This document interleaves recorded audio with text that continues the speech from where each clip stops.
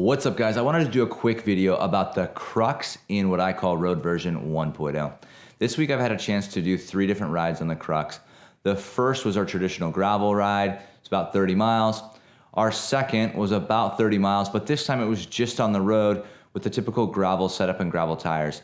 Then on Wednesday night, I took off the gravel tires and put on road tires and went on a road group ride this morning that was fairly fast. So I wanted to give some feedback and some takeaways on what it's like to ride the Crux as a road bike or in road mode, because I know there are a ton of you out there who are kind of looking for like this one bike solution, the do-it-all bike, and I think the Crux may be the one. If you've been following along on Instagram, you've seen some of the changes that we've made. I've taken some photos, I posted them in stories, and you've probably seen what road mode version 1 looks like. But for those of you that haven't, it is a 40-tooth chainring up front, a 1052 rear cassette, and then I swapped out the gravel tires for these Goodyear Eagle F1 Super Sport tires, still on the Zip 303Ss. Now, why these tires? Well, these tires, because these are the tires that I've been running on the SL7 for the majority of the year, so it's a tire that's very familiar to me. My first takeaway of riding the Crux in version 1 of road mode is that the 40-tooth chainring just simply is too small. Now, I kind of knew this going into it, but again, if we're looking for the one bike solution and you're gonna ride it on gravel, a 40-tooth chainring is not unrealistic at all. So my recommendation, if you're looking for a do-it-all bike that's gonna be for road and gravel, I would put something that is a 44-tooth, a 46-tooth. I'm not quite sure exactly what the max is. I think Bike Rumor did an article that said it was 46. I think Specialized says it's 42 or 44. So check with a local shop and find out what it is. But if you're gonna be riding a lot on the road and you wanna stick with the one bike setup, I definitely go with something that's a 44 or larger. My second big takeaway on this road group ride on the Crux in road mode was that the 1052 cassette is definitely not ideal for road. Now, we know that. It's the same cassette that I have on my Epic. Great for mountain biking, great if you wanna run mullet gearing. But I think that for the road, you're gonna want something that has a little bit better spacing between the gears. The jumps just felt too big. In fact, for the 90-minute group ride that I was on, I felt like I was just shifting up and down trying to find the right gear.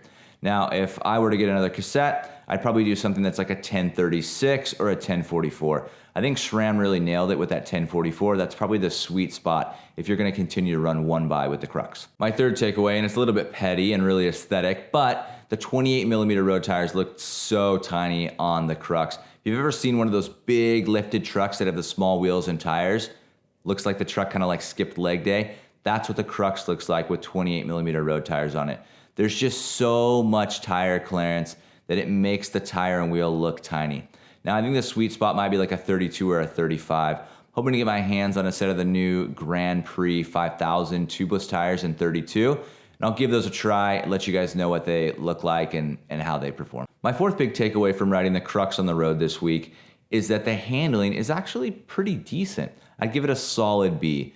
Definitely makes you work a little bit in and out of the corners, but it's understandable. With its longer wheelbase and more slack geometry, it's definitely gonna feel different than a high-end road bike, but it still feels like a decent road bike. I feel like I've ridden many road bikes that feel just like the Crux when it comes to handling.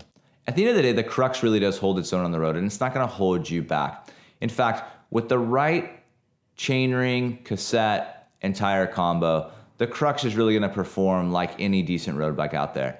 And if it's a 10 out of 10 on the gravel, and it's an 8 out of 10 on the road, I'd say that's still really impressive for a one bike solution, for a bike that can really do it all. It's absolutely incredible. If that's version 1, what does version 2 look like? Well, considering I ride about 50% gravel and 50% road, I'm going to strip out the entire one by drivetrain and put a 50-37 up front, a 1036 in the back, and really try to maximize the Crux on the road and also have the versatility for it to still be a gravel ripping machine. If you're not already doing so, check out our Instagram. It's been awesome to meet a bunch of you, exchange messages, see your setups, answer questions. Anything you need, I'm there.